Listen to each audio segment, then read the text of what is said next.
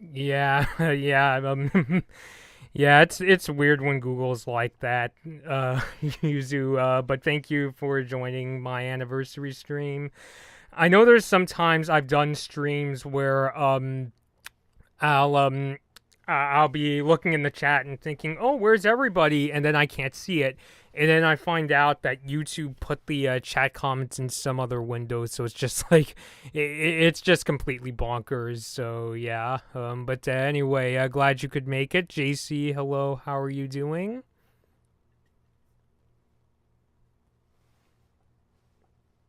Yeah, zoom in on the comments a bit more. Yeah, so all right, since people are here, I think I'll start. So, first of all, hello everybody, Blood Moon Bobby here. I apologize for the kind of weird camera angle.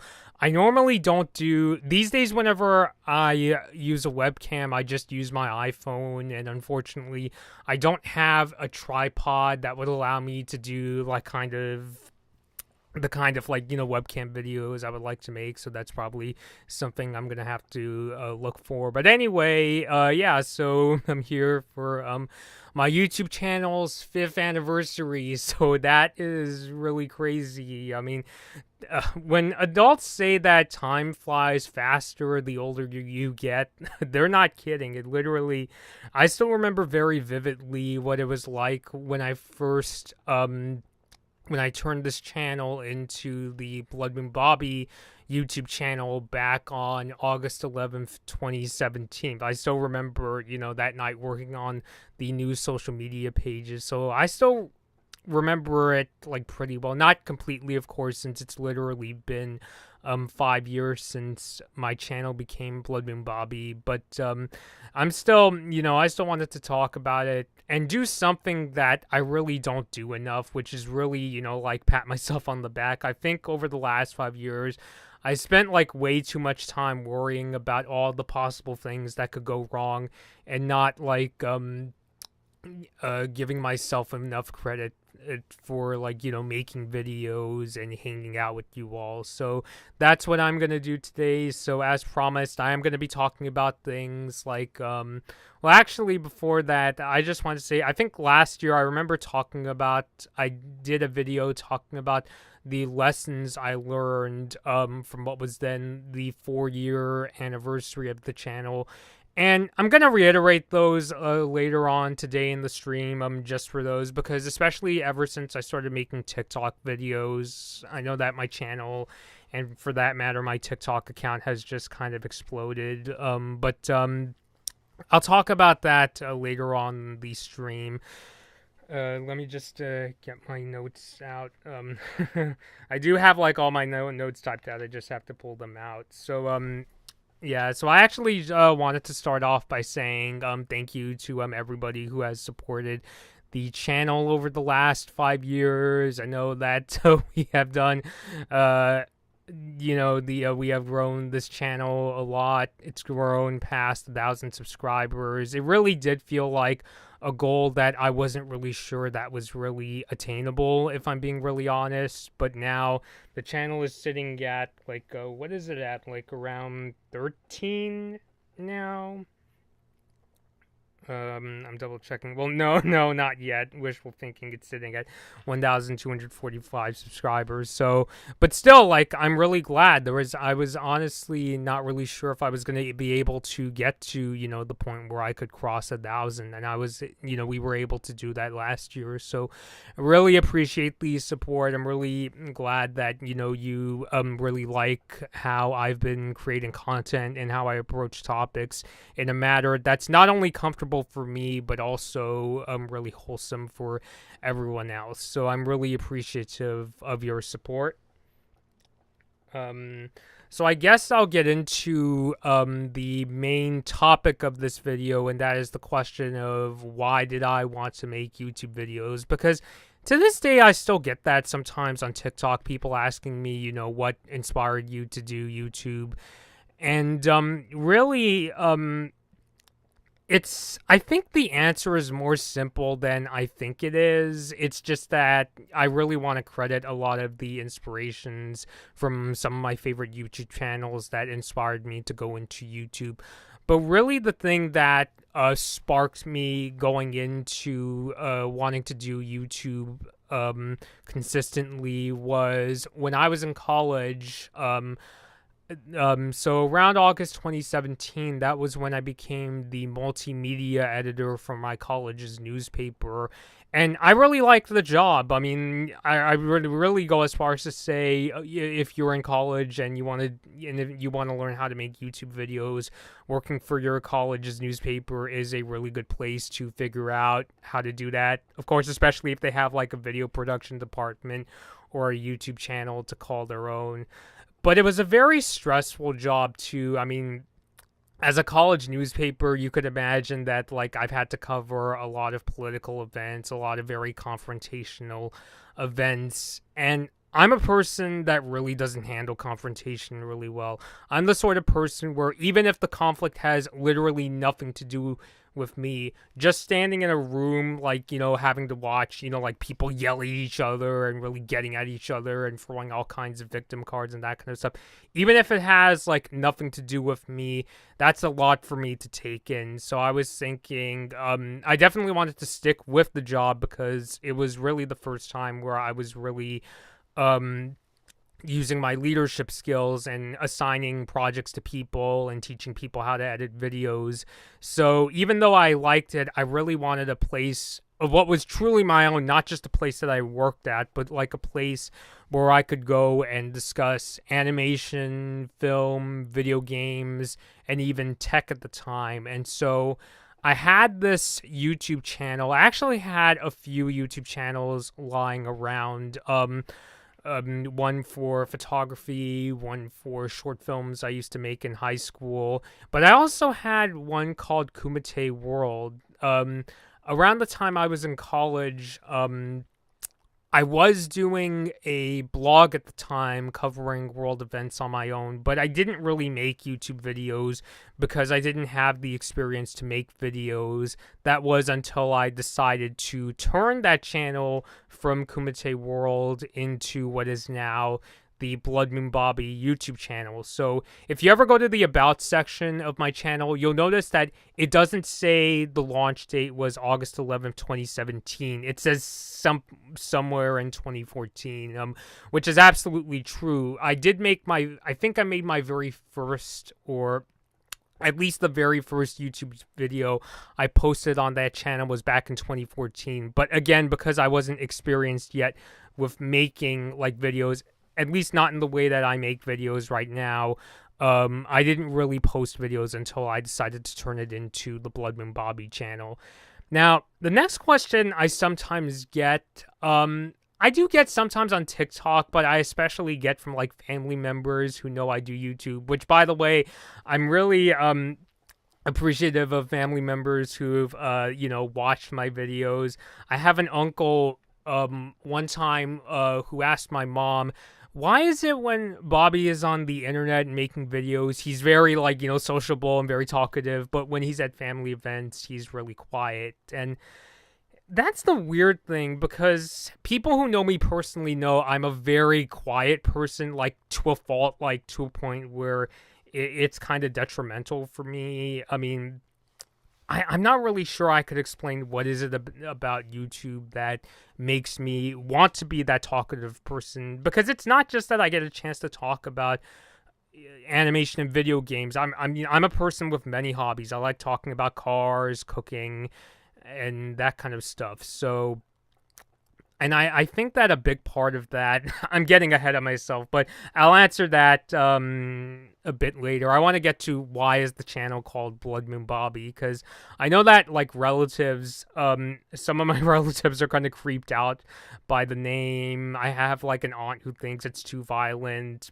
My mom hates the name Blood Moon Bobby. So I kind of wanted to, I answered this question many times, but I don't mind telling people why it's called Blood Moon Bobby. So the reason it's called Blood Moon Bobby is because it's named after an episode of the Disney Channel show Star versus the Forces of Evil. There's an episode called The Blood Moon Ball where the main characters go and they dance. So I guess you could say that name is very reflective of how interested I am in animation and video games. And part of the reason I wanted to name it after something that happened in Star vs. the Forces of Evil was not just because it was my favorite show at the time or one of my favorite shows, but it was also because I didn't really see a lot of people talking about Star on YouTube. Like, I know that, like, animation channels like the Roundtable talk about Star, but I remember one that, like, stuck out to me the most was an animation channel that I used to watch quite a bit, Pie Guy Rules. Shout out to AJ, you do some really good work. I remember there was this one time his friend Phoenix Pen, also really great animation YouTuber, mentioned Star, but I never really saw him talk about it. He doesn't really cover Disney as much. He's more of a Nickelodeon and Cartoon Network YouTuber. So I thought, okay, well, I'll like pick up the baton and talk about Star. I'll make that one of the subjects that I wanted to discuss on my channel. And so that's why it's called Blood Moon Bobby. That's why I asked my sister to make this incredible cosplay of me in the Blood Moon Marco outfit. And it's also why my YouTube channel's profile picture is of it's supposed to be a drawing of me cosplaying as Blood Moon Marco. And so that's where the channel gets its name, Blood Moon Bobby, for those who don't know. Alright, so I also wanted to talk about some of my inspirations because admittedly, I watch a lot of YouTubers, like, not just in animation and video games, although they're the ones that I would say inspired me the most, but I feel like I was inspired by a whole bunch of YouTubers, but I was able to narrow it down to 5 that I think inspired me the most. I would say the 2 gaming channels that really inspired me were Tweeterman287 and Nintendo 3DS Blog, who I'm sad to hear that David no longer makes videos, but at the same time, I respect that he wants to move on. It's just that Tweeterman was really one of the first gaming YouTubers that I really enjoyed watching. I remember the very first video of his I watched was when he was reviewing the PSP Go and how he really didn't like it. I think what I like about Ian's production the most, or is the way he does production the most, is how he's very down to earth. He doesn't seem like a very scripted YouTuber. He kind of just like does what he feels and goes about making videos the way he wants. So I really like how down to earth, sarcastic, and how easygoing he is in his videos. There's a lot of times where he says, "Yeah, I admit I'm shooting in a weird location," or he'll burp in videos and things like that. I mean, not that I burp in videos, but I just really like his really easygoing attitude. I think the thing I got the most out of Nintendo 3DS Blog is probably the way he prepares for videos, because what I discovered, I remember after he stopped making YouTube videos, he put up a blog post on his website at the time saying how he goes about making videos. And he says that instead of writing a full-on script, he writes the bullet points of what he wants to talk about and just improvises from there. And I really like the bullet point method myself. That's how I prepare for most of my videos, because I don't like when YouTubers come off as overly scripted. There are some who write scripts for videos and who have a really good delivery where they could do scripted videos just fine. But the reason I didn't want to write full-on scripts for my videos is that I think my biggest problem is that I would probably just be sitting around correcting grammar mistakes all day and making videos. And also, I didn't want to come off as a very, like, super stage managed kind of way. I mean, to this day, I know I have my bad habits when it comes to speaking. Like, I still stutter, stammer, and say, a lot, and things like that. I also don't like how I say and things like that a lot.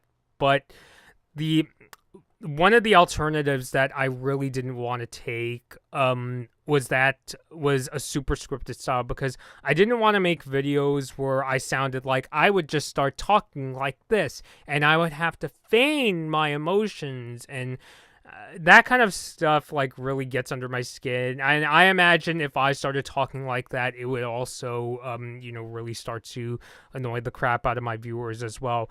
I think the only times I write scripts are if I'm going to do any kind of voiceover. Like the few times I do voiceover for a certain length of time. So in the YouTube outros, that was scripted. I think like that's the one that I had to ask my sister to like help double check the grammar. But most of the time I just write bullet points for my videos. I just like keep in mind the like 5 or so things that I really want to talk about. This video is not sponsored by Coca-Cola, by the way. It's just that it's really hot today in Southern California. So, hang on.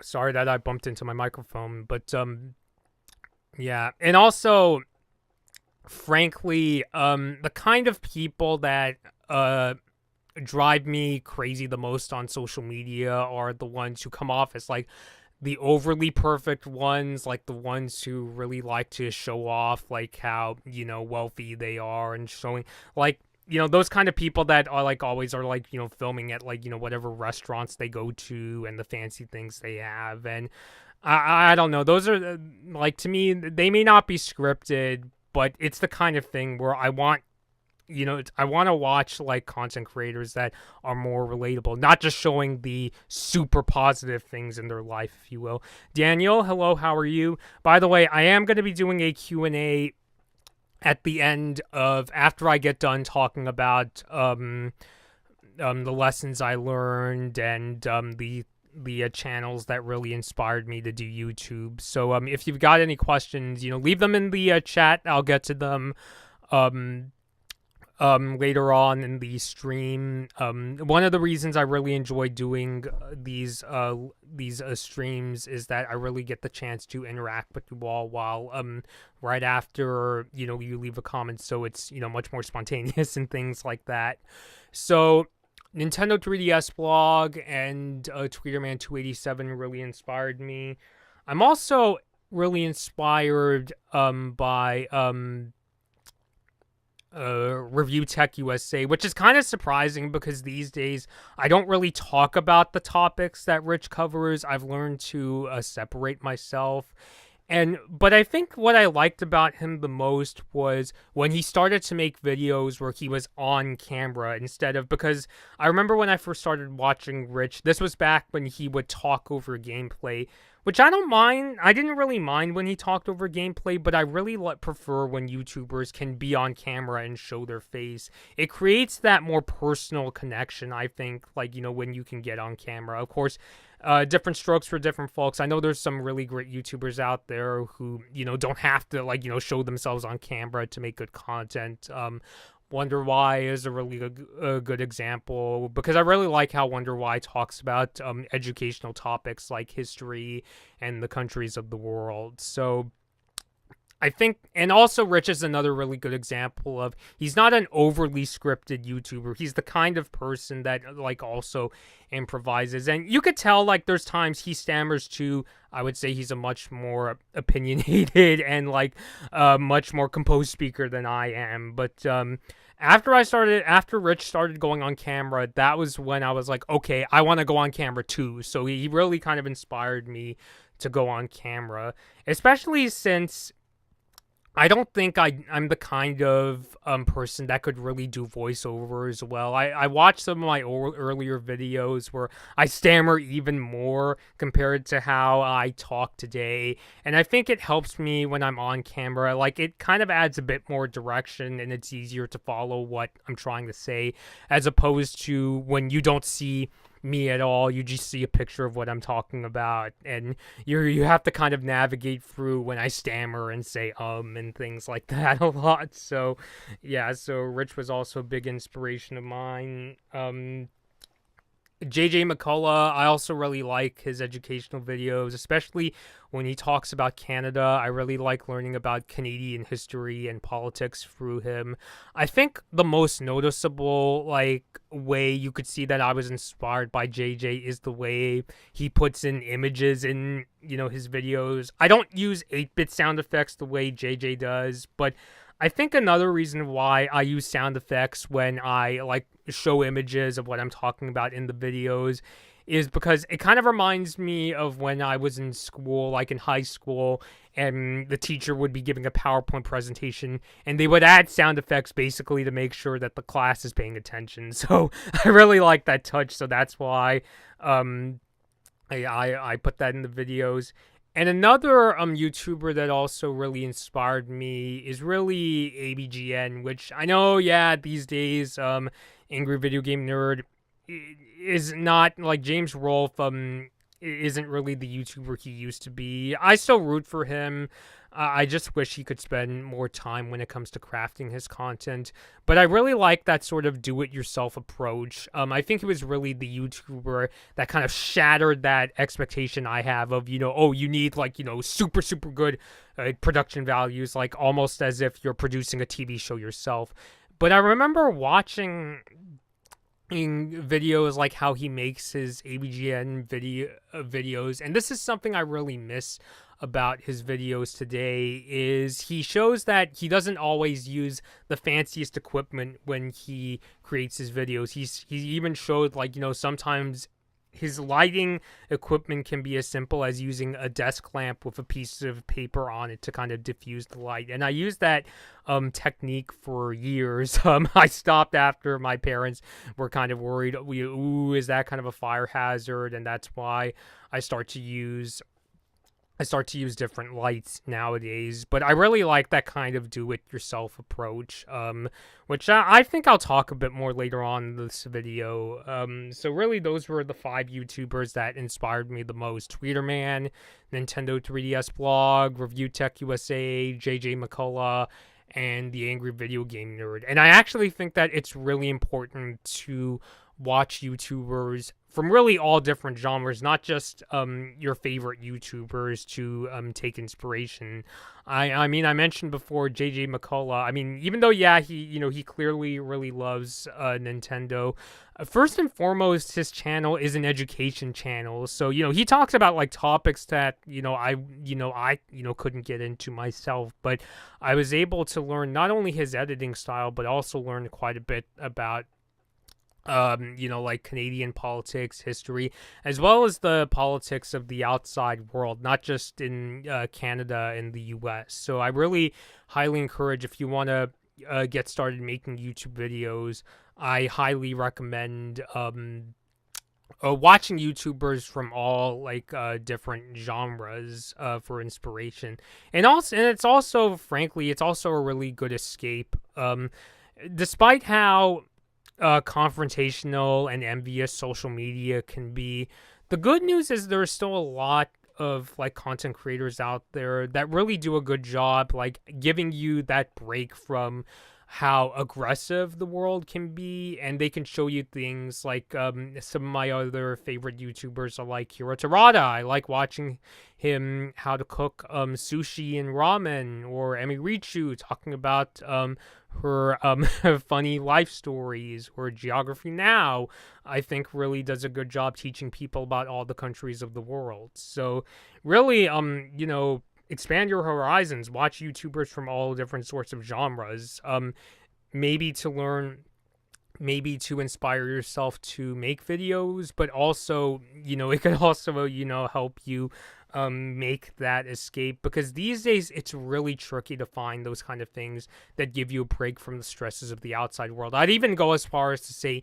even watching, like, these days people, would say, oh, just, binge watch a TV show, but even that is becoming like, very difficult to enjoy, because, a lot of celebrities are also very confrontational themselves. So I really appreciate that, YouTube still gives that platform for creators to talk about things like, foreign languages, or how, law works in a very approachable way, and things like that.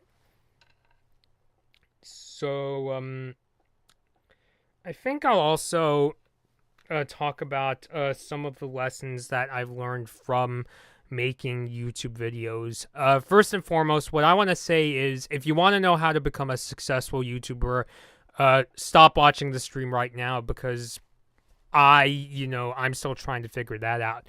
But what I can tell you is how you can get started because like a lot of things in life, just getting started with YouTube in itself could be like, quite a big monumental step. There's people I know that I really wished would just start making videos, to be really honest. And so I think the first lesson I learned from making videos is step number one, or number one is use your early days of YouTube to figure out your speaking style. I mean, like I said before, this is a good opportunity for you to figure out, are you the kind of person that, really benefits from having a script, or can you improvise, or do you need something in between, like using bullet points? So figuring something like that out, I think, is really important.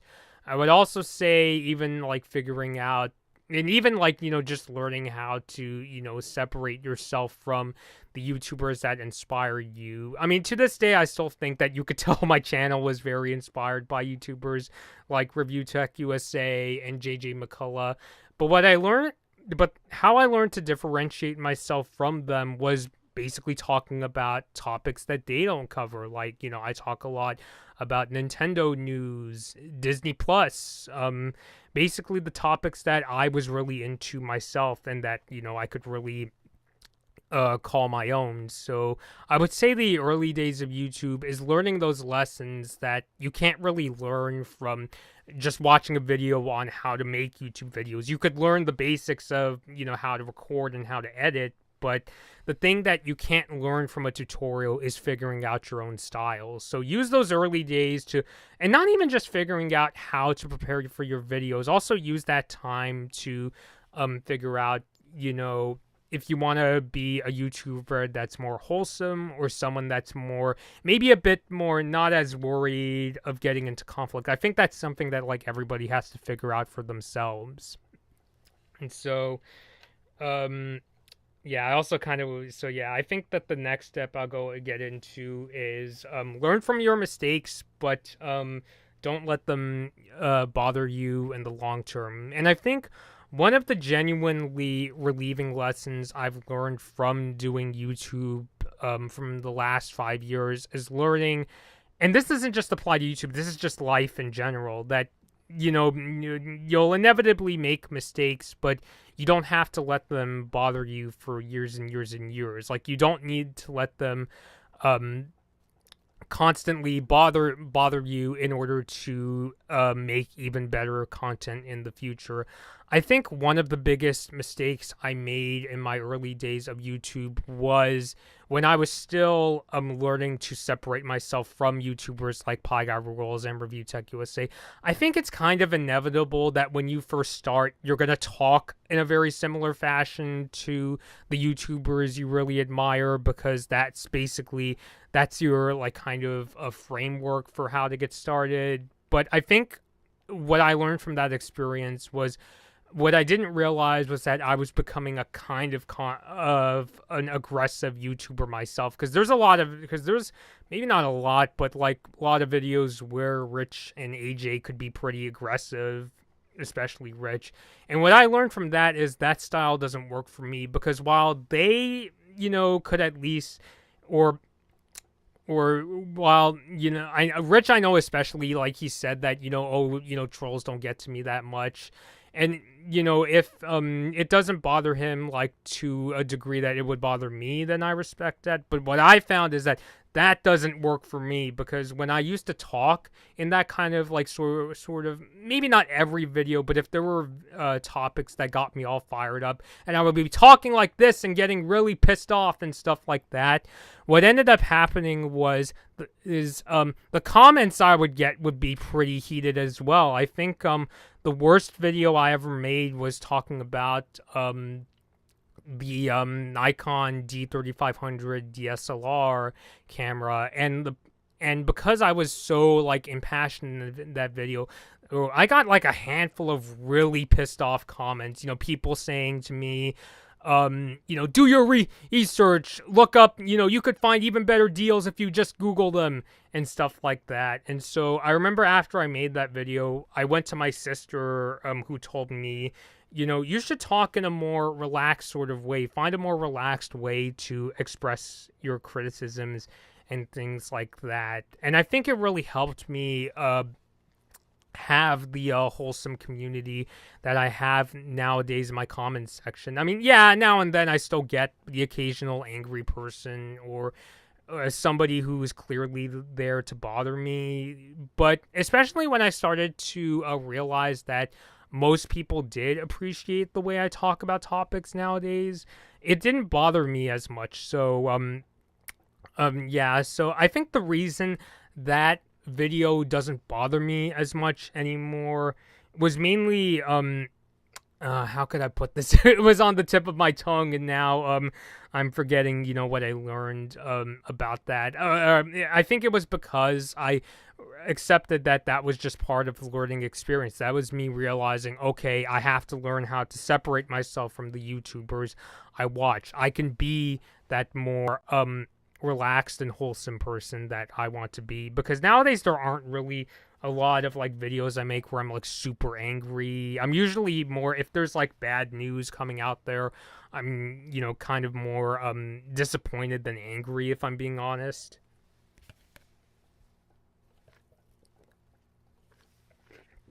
Taking a sip of my soda there. Yeah, and I think the other thing too, on top of learning to approach videos in a way that works a lot better for me, I also started to realize that being a jack of all trades kind of YouTuber wasn't going to work for me, because there would be just way too many things for me to keep track of. Like I mentioned before, and some of you might still remember to this day, when I first started making YouTube videos, I was an animation, film, and tech channel.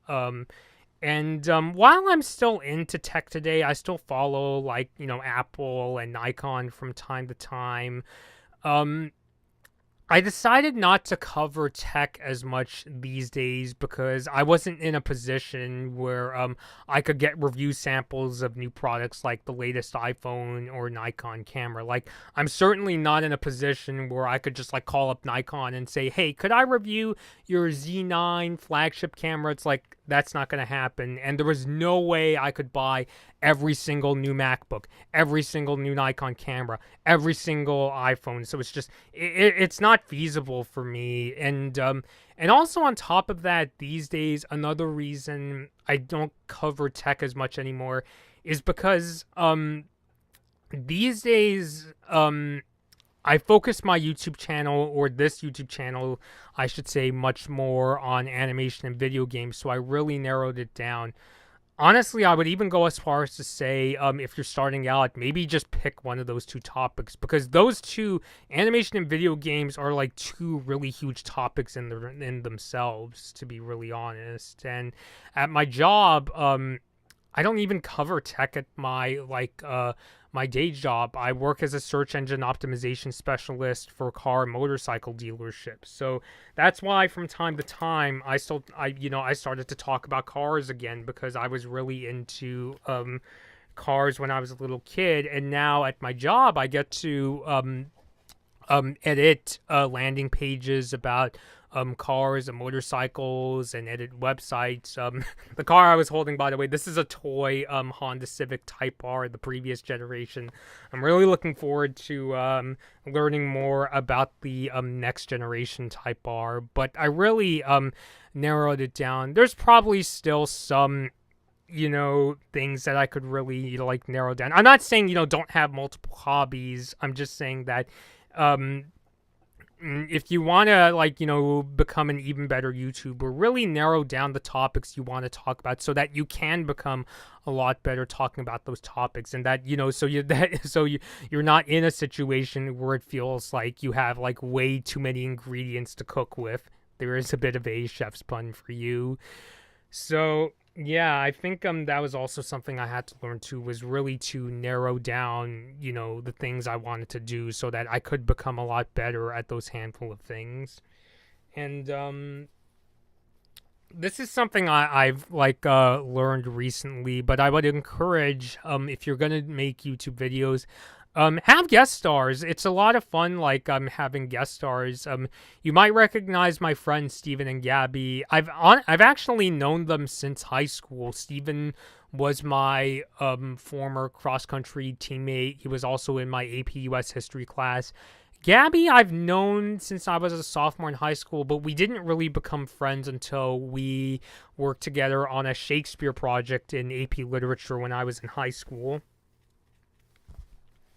Scratch an itch there.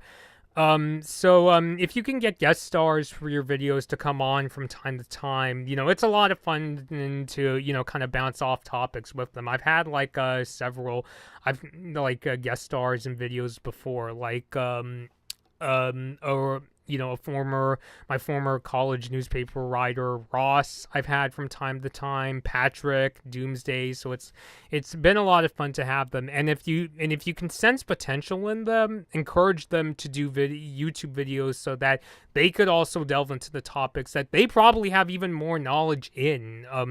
Because like I said, I think it's really not a good idea to kind of over expand what you want to do. I made that mistake myself. And if you could sense, that they have potential and enough experience to talk about topics, really encourage them to make their own videos. Or hey, if they don't want to do YouTube videos, encourage them to do Twitch streams if they're into video games, or TikTok if they're more of a TikTok consumer. So I really encourage, have guest stars, and if you sense potential in them, encourage them to make their own content so that they could go into topics that they have expertise in. And I think number 5, what I think one of the things that I learned from Rich was, you're going to deal with trolling and it's going to get to you. And to be fair, yes, it does get to me. Not as much as nearly as much as it used to, because there used to be days where I would have trouble sleeping or getting out of bed, or just dreading, oh no, here comes the scary comments. But I think, I don't deal with trolls as often. I hope that air conditioner isn't too loud. But I don't deal with them as often, probably because I was able to find a more kind of wholesome and gentle way to approach topics. I think if you I mean, there's no real way of avoiding trolls or annoying people or things like that. It's just something that you'll get used to as time goes on. But I think one huge mistake you could make that could kind of exacerbate that fear is if you engage with them way too much. If you're I think the worst thing you could do with trolls is address them in every video, mock them, or telling them to deal with that. If you do that nearly every video, you're going to be dealing with you're going to end up growing a very confrontational comment section. And I don't know. Frankly, I don't want to see anybody go through that. I want to see people have a good time talking about their favorite subjects on YouTube, regardless of the topic. But if you want to know a way of how to, to kind of sort of lessen or sort of reduce the heat from trolls, the first step is not to engage with them. And there's a reason people always say things like don't feed the trolls, because it's true. That's how you don't exacerbate them. So yeah, I would say that those were the tips that I have learned from doing YouTube over the last 5 years. Again, I really appreciate my subscribers and viewers, and everyone being so accepting of how I approach topics in animation and video games. So I really appreciate your support. If you have any questions you would like me to answer, this is your time to leave them in the comments. let's see. I think I'll go until at least 6:30. So if you've got any questions for me, just let me know and I'll see if I can get to them. Um, I noticed that Daniel was asking. We can talk about Lucas the Spider. How about that? I don't know. After I saw that the couple of episodes on HBO Max, I kind of admittedly fell off the Lucas the Spider boat. I do, still like, especially, I think for me, I just prefer watching the YouTube shorts, but then again, I am glad to see that Lucas the Spider has, expanded into its own franchise. You were, well, Bob, it definitely seems like you learned a lot from making YouTube videos. Good for you. When people call me Bob, admittedly, I feel kind of weird because I have an uncle named Bob. So like, when people call me that, like for a second, I'm like, is Uncle Bob here? So, yeah. So yeah, I don't mind. I don't take offense. It's just that for me personally, when I hear the name Bob, I think of it makes me think about my uncle. You're very well spoken in your live unscripted speech. I applaud that. Thank you very much. Yeah, I do hope that I can become an even better speaker because to this day, um, sometimes on YouTube, I'll just randomly start watching like speakers I really admire, like Steve Jobs, or television personalities like Dick Clark or Huell Hauser. And it's funny to say that because those three men are like very different in their delivery and the topics they talk about, but there are aspects that I really like about them. Like Steve Jobs was the kind of a businessman where no matter what he talked about, your eyes were glued to whatever, he was talking about, whether it was him introducing a new iPod or a new Macintosh or being interviewed. He really seemed to have a genuine passion in the things he talked about. I mean, Dick Clark, always seemed to have like a whole bunch of fun.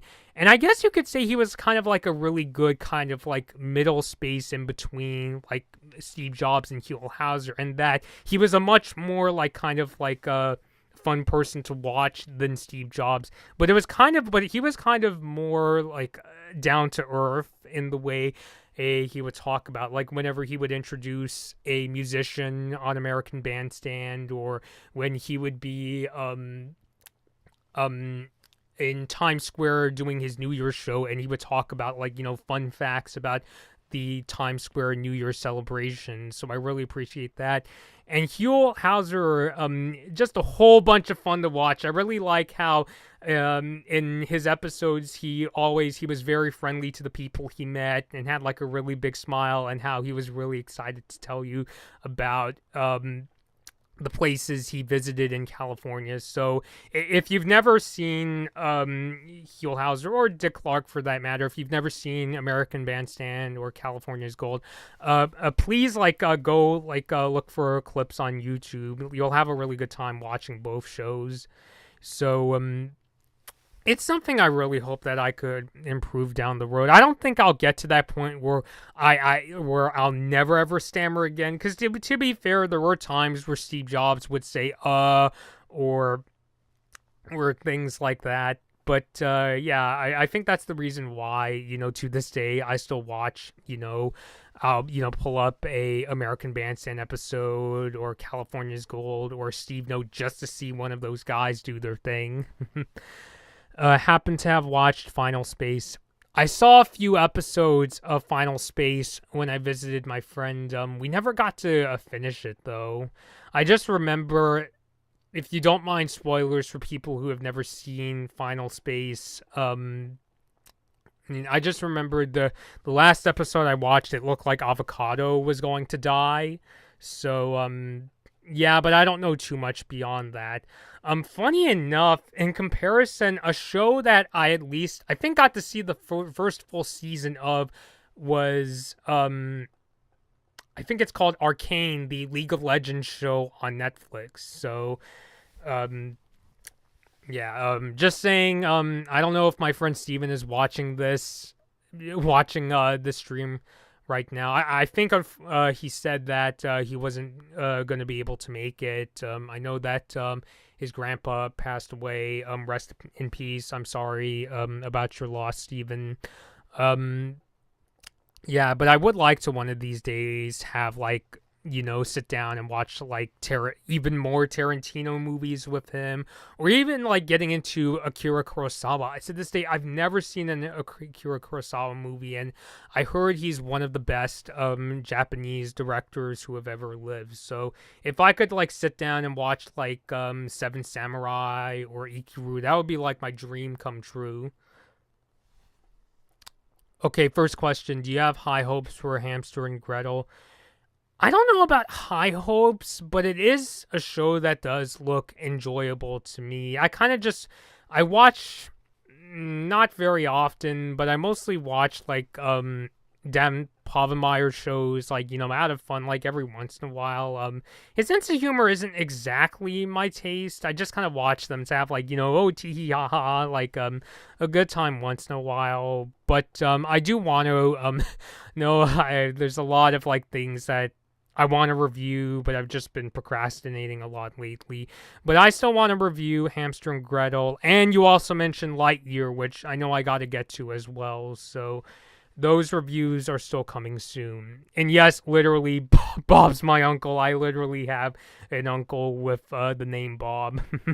Yeah, funny story. I remember my dad telling me my aunt, like his wife, like my uncle's wife, my Uncle Bob's wife, said that like there are two Bobs in her life that she really loves, and that is her husband and myself. So I thought that was really sweet when my dad told me she said that.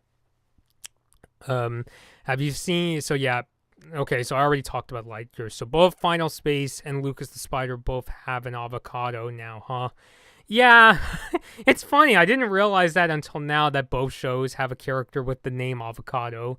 I hope I'm looking at my iPhone enough. I really should get some kind of like tripod for when I do more of these full screen videos.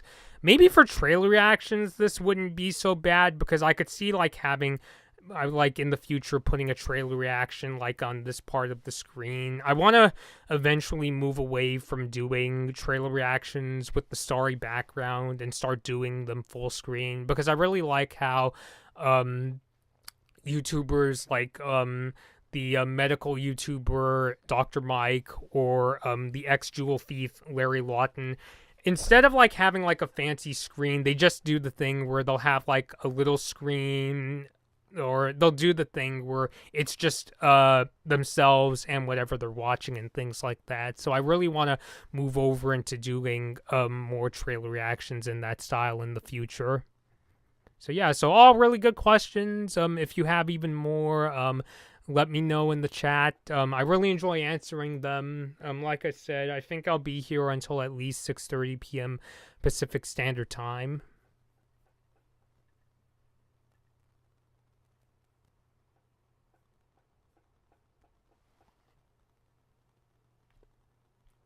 What are your thoughts on DC League of Super Pets? I haven't seen that. I don't know if I'm going to review it myself.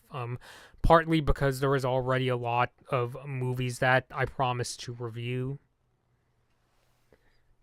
Increase the brightness on my MacBook Pro because, yeah, that's the tricky thing about summer is that because it is, and I need to get my charging cable too.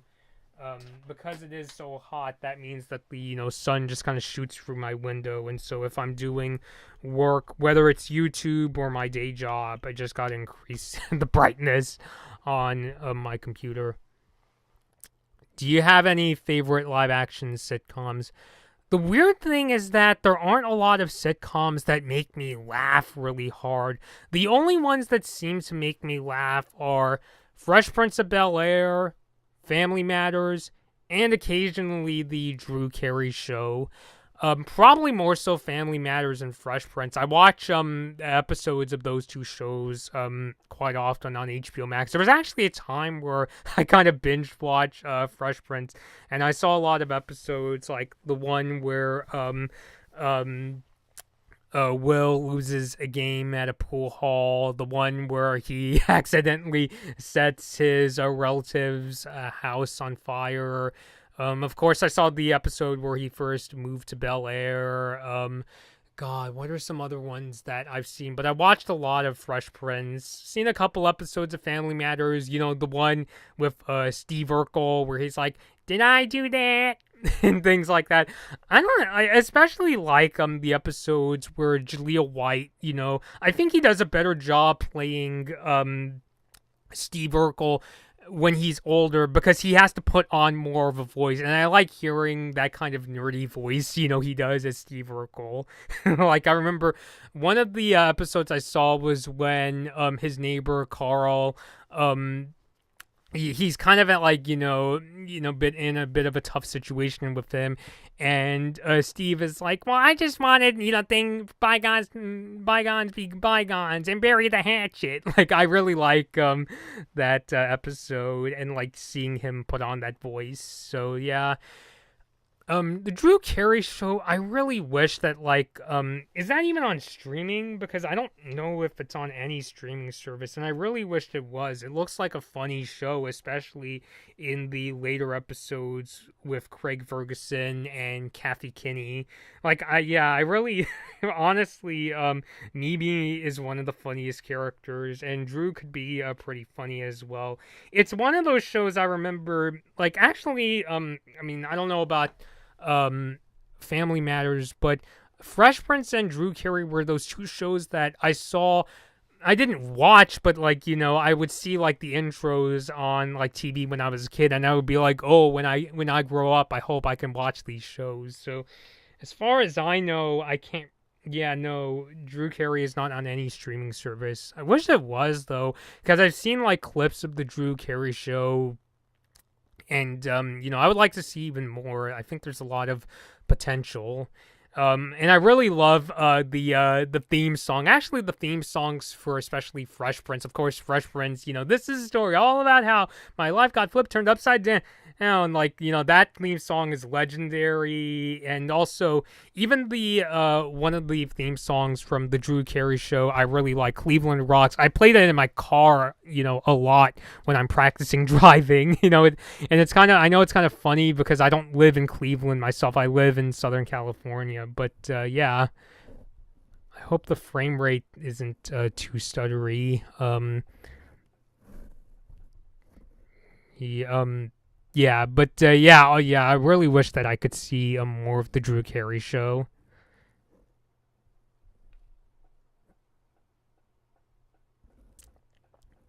Yeah, I probably should turn down the bit rate. Oh wow. It looks like, yeah, the frame rate's going all over the place. Sorry about that. Let me see what happens. I could try. Sorry, I plugged in. What happens if I plug in my Ethernet cable? Because these days it seems like I'm getting better performance on Wi-Fi, ironically. But I want to see if I can do plug straight in through Ethernet to see if I could stabilize the connection.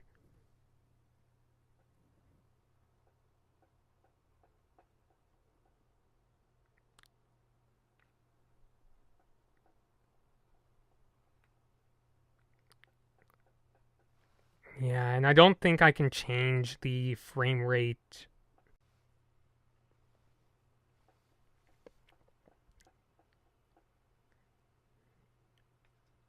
Yeah, okay, so it now seems like it's doing a bit of a better job. You still might see frame rate stutter, so I apologize for that.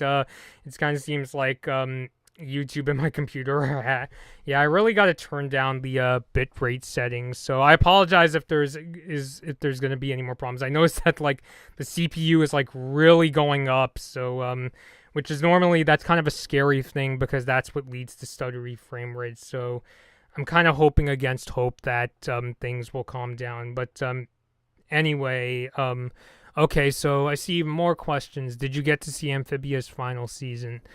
Not yet. Like I said many times, I'm not caught up with the show.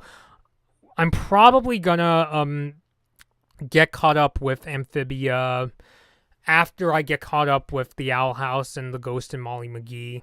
because I know I've been taking a break, admittedly, a bit from covering animation because I'll be really honest, covering animation is probably the most stressful thing about my channel because part of it is because the community can be really intense, and another part of that is because as you get older, you start to kind of like take things way too seriously. Like, I don't know about other people, but for me, even like just watching like, story-driven show can be a really intense experience because it's almost like I out of instinct like take things overly seriously when it comes to these shows. And I know for some people it's part of the fun, but I don't like being like, overly stressed when it comes to things like that. I remember when I saw the third season of Infinity Train, when I saw a certain death scene, I literally ran down the stairs. I'm surprised my dad didn't get furious at me for like, getting so upset over that episode, because yeah, he doesn't take that like really well, and I ended up telling my sister, and commence like a year of like thinking about that episode way too much. But I'm learning to like, make more of a conscious effort to just have more fun with it. I don't know what it is. Maybe it's because like I'm a very anxious person and things like that, and I just have to like kind of tell myself, even the things that I have to take seriously, you got to take a step back, because I know that like because even at my workplace, I think one of the reasons I'm not as social as I could be is because I just worry so much. Like, it's kind of hard to explain. One of the guests I had in the past, Andrew, said, part of the reason is because as you get older, you kind of lose your sense of innocence. And I think that's part of it too. So, what I'm learning is, not to, just have fun with them. Because it's like, I remember as a kid, I didn't used to get so like intimidated by those scenes. Like, I wouldn't get so intimidated watching Charlie Brown and thinking, oh no, here comes Lucy trying to, make Charlie Brown look bad again. It's like, no. And I think when I was watching like a clip of Charlie Brown, I was like, you didn't like, have to take it so seriously. I do think that it is prudent to acknowledge when you're feeling uncomfortable. I think it's a really terrible idea to just say, oh, just be happy, or be like, it's okay, don't worry. I think what you have to do to kind of, remind yourself to have more fun is acknowledge your pain, but start to think about how, hey, you used to have a lot of fun with this hobby, and, you shouldn't let, people like that kind of ruin your hobby and things like that. So it's kind of hard to explain, but you kind of just have to go on that sort of road of learning not to take things seriously. And I think taking a break from reviewing shows like that has helped me a lot. Like, it's helped me. I don't have those days anymore where I, dread, oh no, something intense might happen in the Owl House, or things like that. So I think I'm learning to have more fun with those shows again, because I wished I could get caught up like sooner and stuff like that. And I noticed that, okay, so now things in the stream are getting a lot better. I had a friend who has binge watched the whole show, and I had to watch the third season before he could spoil what happened in the final season.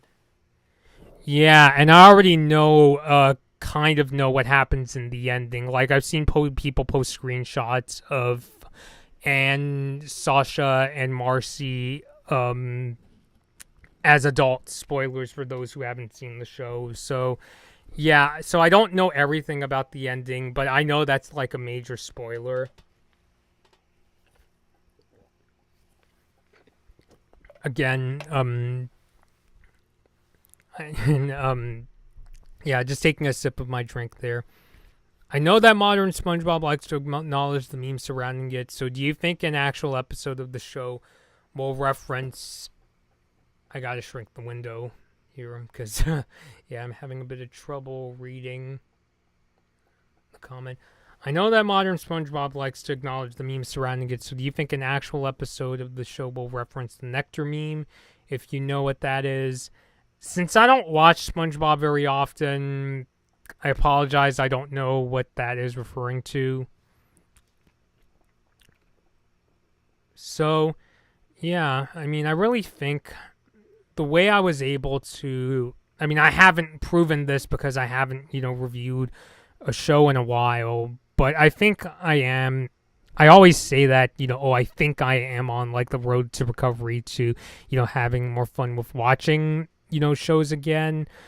But I do think I'm in a much better place.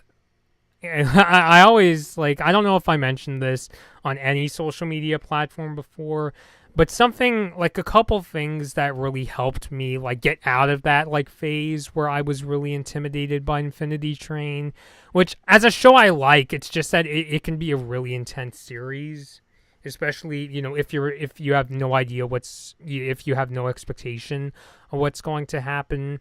But the three things that really got me out of it were literally revisiting Mr. Rogers. What else? The Olympics. Like, you might know that I've gotten into collecting Olympic mascots, like this character here, Miga from the Vancouver 2010 Winter Olympics. And also, I recently just got a new mascot, and I'm thinking of doing a video on this character too.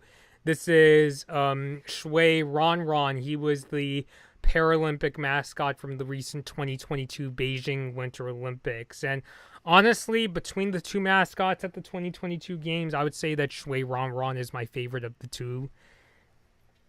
So that video may be coming soon. So collecting Olympic mascots and also getting back into cars. Like when I started to get back into learning about cars, I discovered that, I became a JDM fan, like somebody who really gets enthusiastic about Japanese cars. And I also have a soft spot for Korean cars too, like Hyundais and Kias. So, yeah.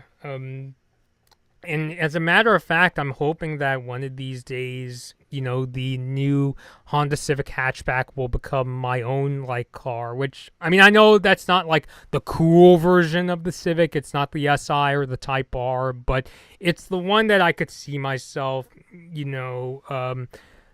being able to get, in the shorter term. I mean, good God, I know that a lot of people are worried when the Civic Type R comes out. The markups on that are going to be insane. Probably have to pay. I wouldn't be shocked if you have to pay like $50,000 for the Civic Type R. So yeah, Joe question: will you ever say it's bobbin time and bob all over the blood moon? Maybe my sister could do like an animation of that someday. What's funny is that I remember when I was in middle school and that like in my broadcasting class, my teacher would say, it's the Yagmeister. So yeah, because my last name is Yagake, so he would say that. Do you like Friday Night Funkin'? My sister does. Maybe we'll even do a Let's Play of that someday, because my sister used to play that game a lot. I'm much more of like a Nintendo fan, which, by the way, I heard that the that new Kirby game, the one that kind of looks like Fall Guys, has a release date. So I hope maybe not this coming Saturday, but a week after this Saturday, that we could play that new Kirby game.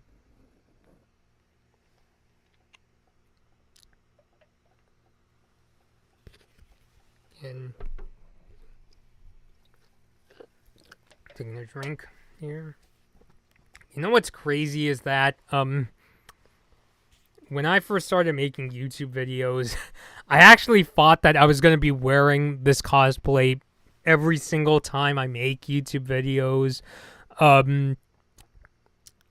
Which, I mean, I really like this cosplay. Don't get me wrong. Like, my sister did a lot of hard work, but unfortunately, it's not the easiest to wear on like, especially really hot days. Like, I'm wearing this today because, like, I don't get to wear this cosplay, like, very often in my videos, and I really want to show people the, great costume my sister made. But it is like a very tough costume to wear in hot weather. Like, even at night, I film most of my videos at night now. And even that's tough because, like, in SoCal, even the nights are very humid out there. So that's why nowadays you often see me in like a short sleeve shirt. I like your Mario poster. Thank you. I think that came with the Super Nintendo that my parents found.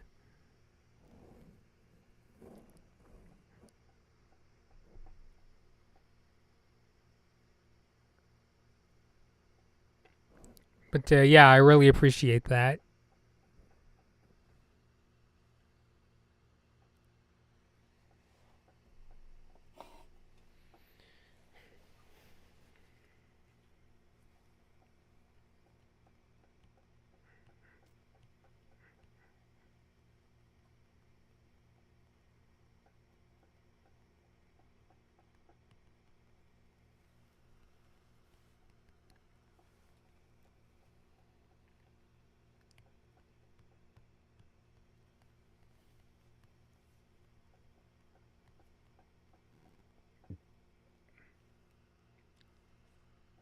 Excuse me.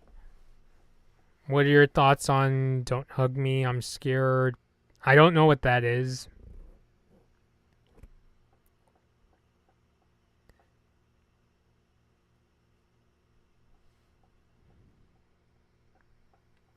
So yeah, if you've got more questions, just let me know. Um, it's a web series.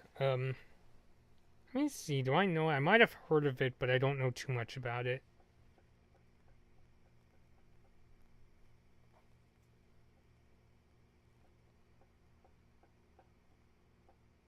Hmm. Yeah, no, I haven't seen it, so unfortunately, I wouldn't know. Um, I wouldn't, be able to comment on that. Oh, I see. Heads up, it's a little scary at times.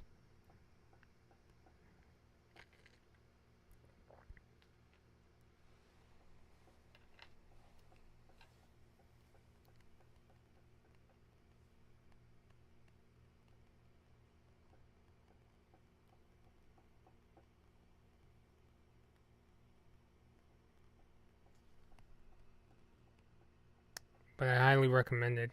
I see.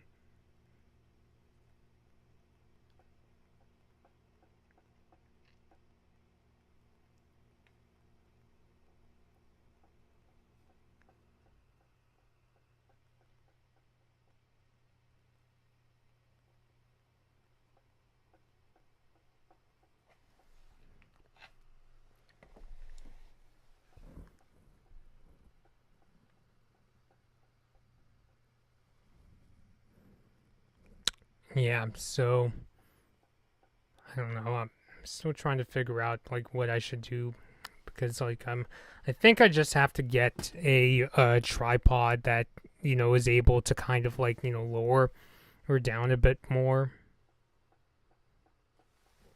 We will ever watch any more Lucas the Spider? I haven't seen anybody actually review the show, and I think it would be cool if you're the first. Um, I don't know. I mean, I'm already like kind of swamped with like a lot of other like shows I'd like to review. I know that's like one of the another one of the things that I really have to work on, and that is like actually getting to reviews. Just been procrastinating too much, and also, and another thing too is also it can be tricky balancing reviews with news stories. If I'm being really honest, like yeah, because it can be really difficult to find like a time where I really have nothing else to do and I have time to do a review. Because like even now, there are other like stories that I could, in theory, work on as videos. Like I heard that there's gonna be a ad-supported version of Disney Plus, and also that new Kirby game, which I might talk about. So I haven't decided if I'm gonna cover either. So yeah, but I think the next review, I'm probably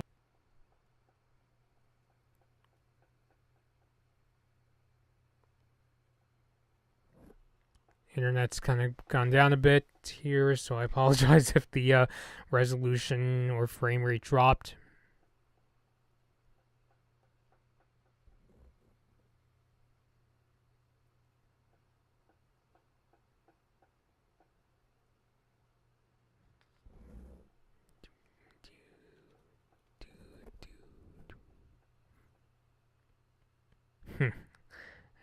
I kind of started humming the theme music from the Motel 6 commercials.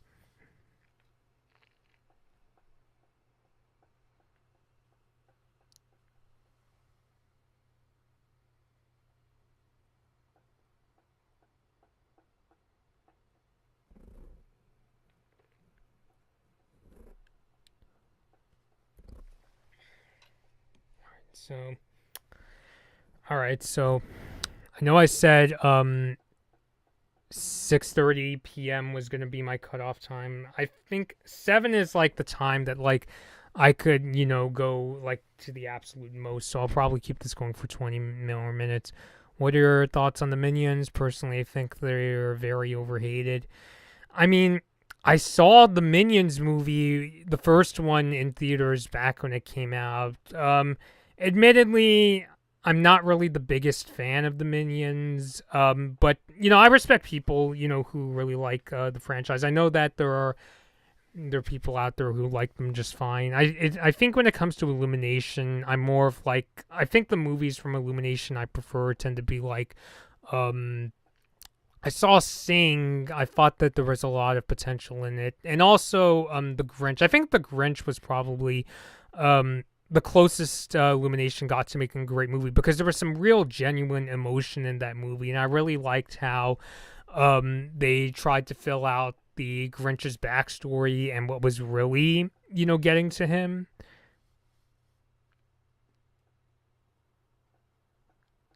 But I think the next Illumination movie I'll review is the Super Mario Brothers movie.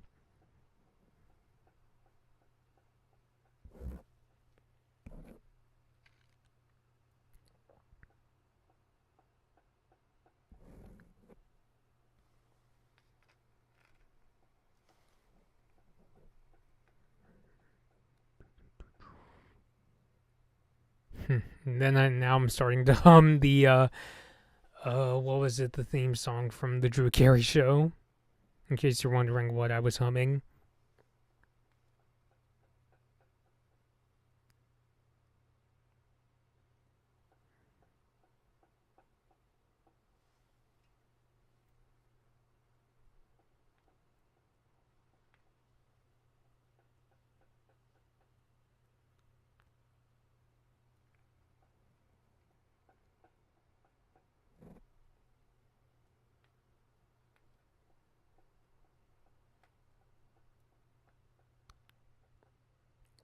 How often do you live stream, by the way, or is this just a once in a blue moon thing? Yeah, I don't really do live streams on YouTube these days. I do more pre-recorded videos. This was a special occasion because this was the anniversary of my YouTube channel. So, yeah.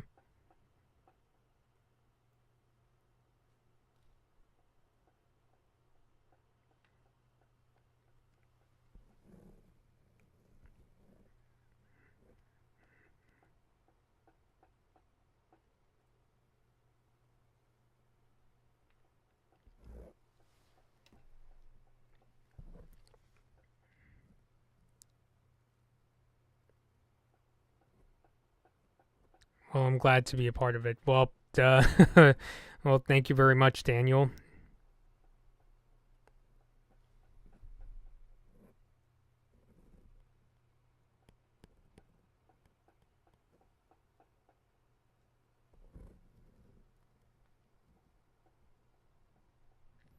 Yeah, because I think the next videos I'm gonna do on YouTube, they're definitely gonna be pre-recorded ones. Like I could do one about the new Kirby game, or even the Disney Plus idea. Like the ad-supported one is probably something I could do, but I'll figure that out soon. I basically put everything aside so that I could do this anniversary video first.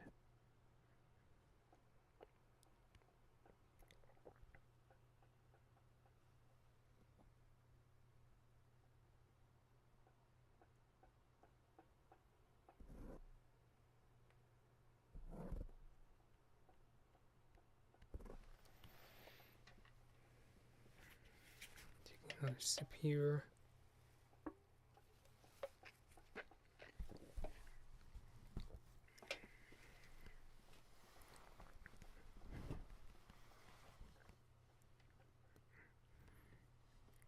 So, just check my Apple Watch.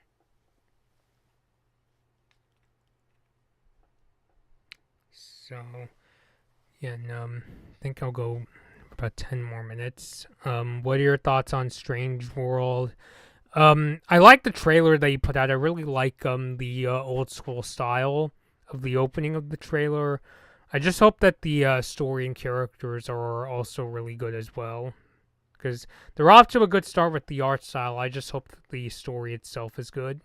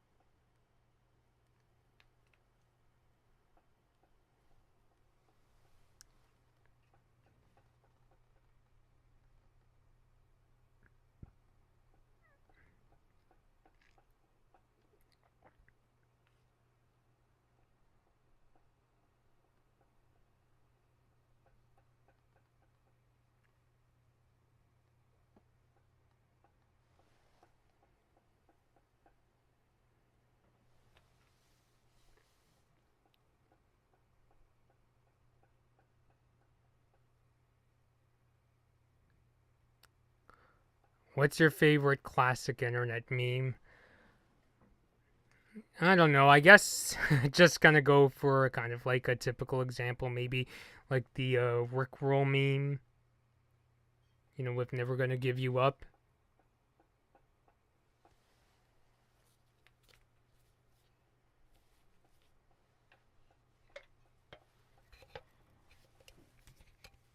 Mask.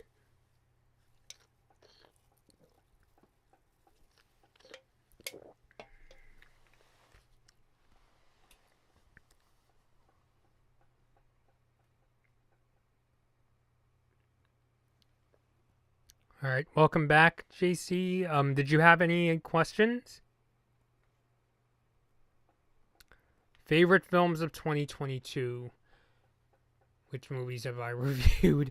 Because so far, I know the one that I have checked out was Turning Red, and I thought that was pretty good.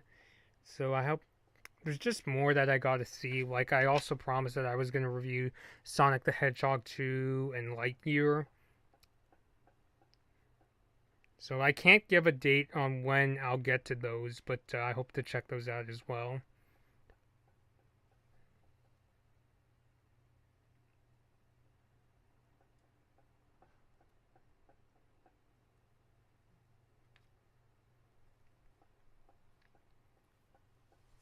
Yeah. I mean, don't worry about it, JC. If you don't have any questions, I'm just glad you're stopping by.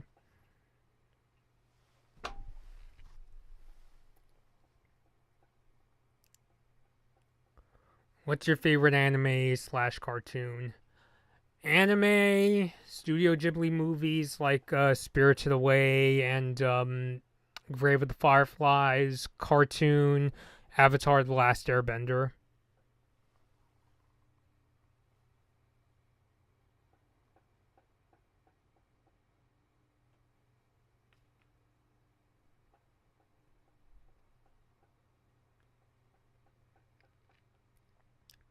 Yeah. I did think about using my laptop's webcam for this stream, but the lighting on that is just awful. Like there was so much glare from the sunlight if I just used my laptop's webcam.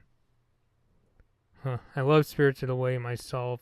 Yeah, it feels like Spirited Away often comes up as one of like I studied that movie. I remember in college I I was early to one of my classes, so I got to see one of my former, I think it was my former Greek mythology professor teaching a class, and I saw that she put on Spirits of the Way, so I'm assuming she was having her students study Spirits of the Way for an assignment. And my sister also wrote her college thesis on Spirits of the Way as well.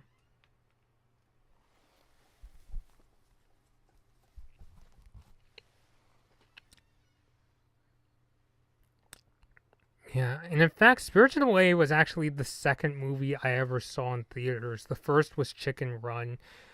I'm not yet sure how or like I got to see Spirited Away. It might have been a situation where like my dad saw the LA Times write about this legendary director named Hayao Miyazaki, and that was like his reason for wanting to take us to go see the film. Daniel said, "Will this live stream stay up on your channel for all of us to revisit whenever we want?" Of course.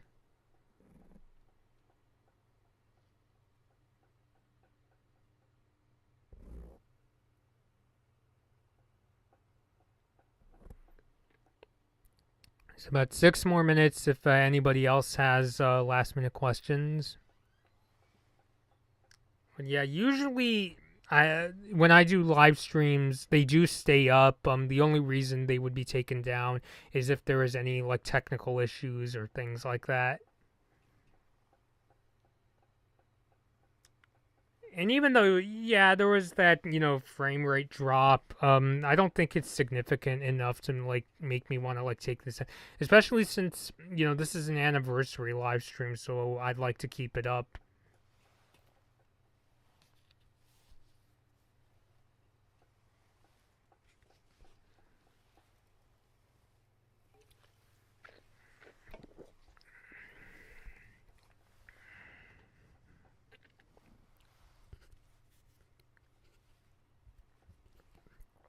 Have you ever seen Dragon Ball? Nope.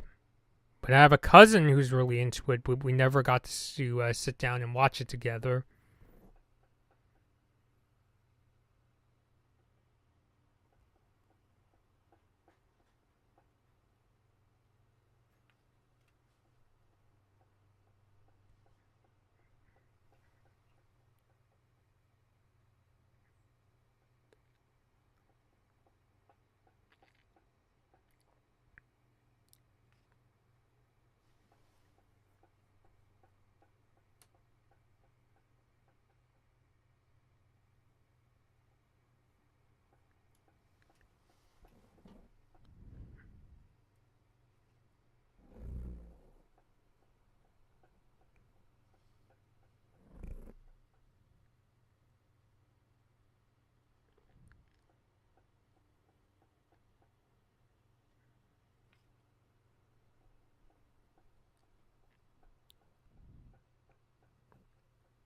Let me make one more Lucas the Spider comment. Avocado says it's avocado time and avocados all over the polar bear. Like, just like kind of messing around with the polar bear character.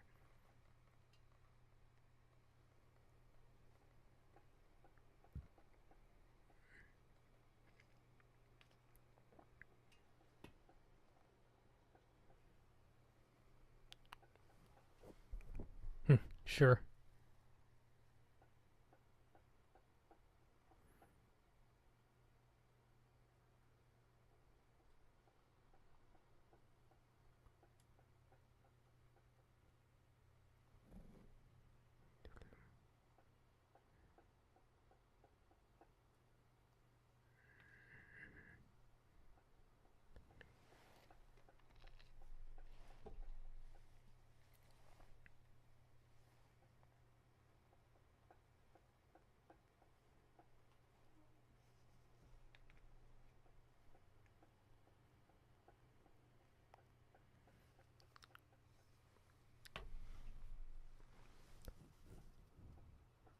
All right, I hope you have a great day and happy 5th anniversary of your channel. Thank you very much. I thought I would feel satisfied watching over 90 films this year, and oh boy, I was proven incorrect. What do you mean by proven incorrect? It was it not like what you were expecting?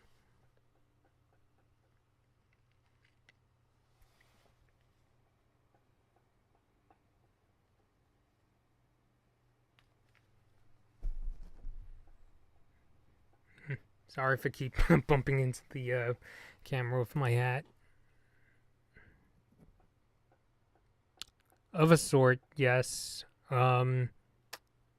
Was it that it was just too stressful, or there were also a lot of bad movies that came along the way? It's one of those too much is too much. I mean, I think I could sort of relate because I'm not the kind of person. I don't like binge watching shows myself, even if it's a show I really like. I just find myself really exhausted when I like binge watch. In my case, I think I don't know if I would watch 90 movies in a year, but I should see movies more often. I mean, even if I'm not reviewing, just in general, because I remember I recently took a vacation with my family and saw a handful of movies there, which were Who Framed Roger Rabbit, As Good as It Gets, My Fair Lady, which I finally got to saw, and the Mel Brooks film The Producers, which the latter two especially were ones I really wanted to watch for the first time. And I still pull up, a couple clips from The Producers every now and again.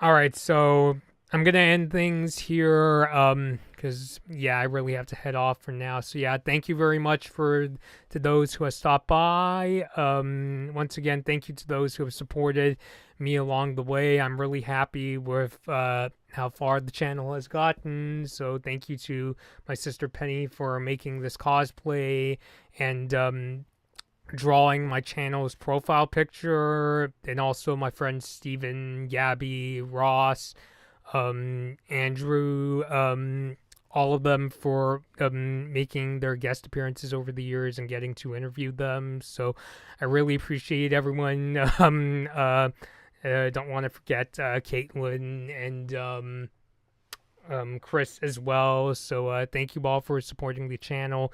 It's really gone places I could never have expected. So I'm really glad that we've done amazing things, and I hope to keep this channel going for the next 5, if not even more years. So thank you to those who have stopped by. If you enjoyed the stream, please subscribe to me on YouTube. And until next time, this has been Blood Moon Bobby, and I will see you all later.